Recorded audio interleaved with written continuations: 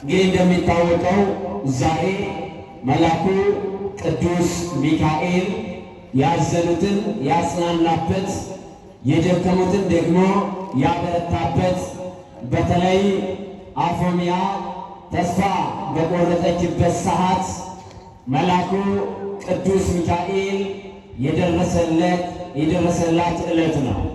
በወቅቱ እርሷ መልአኩን አምና እርሱ እንደሚያጽናናት ከእርሱ ጋር ጥብቅ ግንኙነት ያላት እግዚአብሔርን በመፍራትና እግዚአብሔርን በማመን ደህንነቷ ማጣቷ ሳያግዳት ከእግዚአብሔር ፍቅር ያልተለየች ሴት ነበር። waaqayyoon amanuudhaan isatti hirkachuudhaan tokkummaa fi jaalalaan dhabuun gadadoon waaqarraa itoo adda isheen baasin ani guyya guyyaatti waaqayyoo kan koo nan amanaa waaqa kan kootti nan hirkadhaa waanan qaburraas immoo waaqa kan kootiif nan qooda jettee jettee ergamaa qulqulluu Mikaa'eliin guyyaa isheen itti yaadataa turteedha. Egaa guyyaa kana keessatti immoo seexanni inni samii irraa gadi kufee bakka dhabe mul'ata Yohaannis boqonnaa 12 lakkoofsa 7 irratti በራእየ ዮሐንስ ምዕራፍ 12 ከቁጥር 7 ላይ መልአኩ ቅዱስ ሚካኤል እና መላእክቶቹ ከዘንዶ ጋር ተዋጉ፣ ዘንዶም ደግሞ ስፍራ አልተገኘለትም ተብሎ እንደተጻፈ ያ ስፍራ ያልተገኘለት ዘንዶ ያ ቦታ ያጣው ወደ እያንዳንዱ አካባቢ የሄደ ሰውን የሚያሳስተው ካለማመን ከእምነት ወደ አለማመን የሚወስደው ወደ አፎምያ መልአክ መስሎ ከእግዚአብሔር የተላከ መስሎ ተልኮባት እንደነበረ የቤተ ክርስቲያናት ድርሳናት ይናገራሉ። ግን ይህች ሴት የእግዚአብሔርን መልአክና ደግሞ ሳጥናኤልን በእምነት ለይታ የምታውቅ ሴት ነበረች። ምክንያቱም እግዚአብሔር ከእርሱ ጋር የሆነ ሰው መለየት ይችላል። ጳውሎስም ሲናገር እናንተ እውነትን የለያችሁ ናችሁ፣ እውነትንም ደግሞ በዚህ መንገድ ትረዳላችሁ እያለ ይናገራል።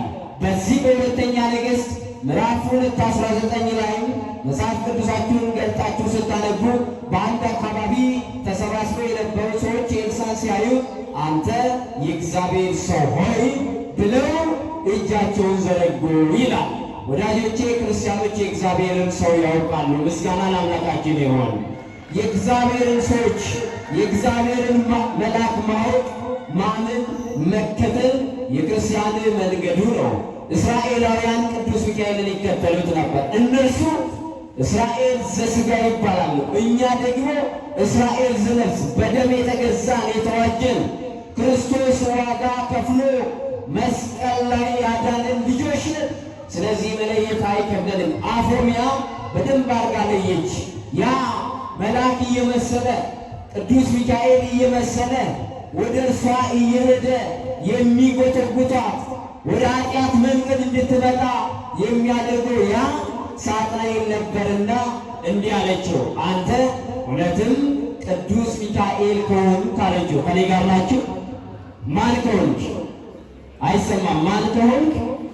ቅዱስ ሚካኤል ከሆንክ በእጅ ላይ መስቀል አለ አለች። ክብርና ምስጋና ለአምላካችን ይሁን። መልአኩ የሚመጣው እስከነ መስቀሉ ነው።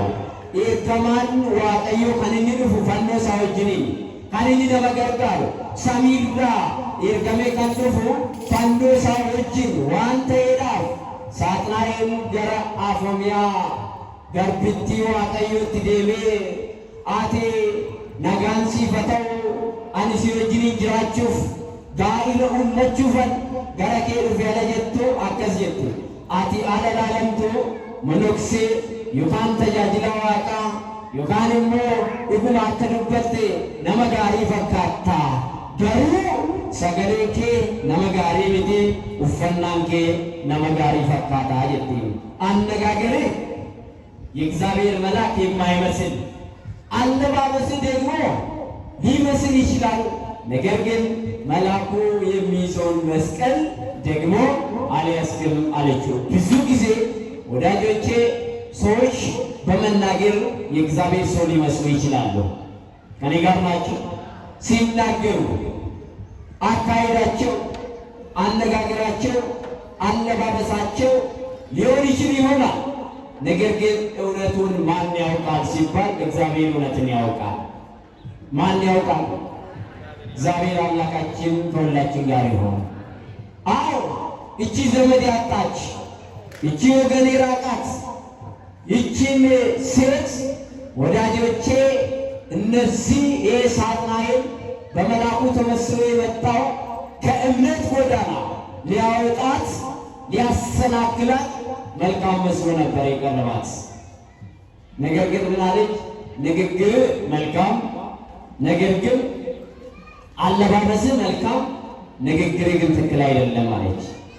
ወዳጆቼ መልካም መስለው የሚቀርቡ ንግግራቸው ግን ትክክል ያልሆኑትን ሰዎች ልንለያቸው ይገባል።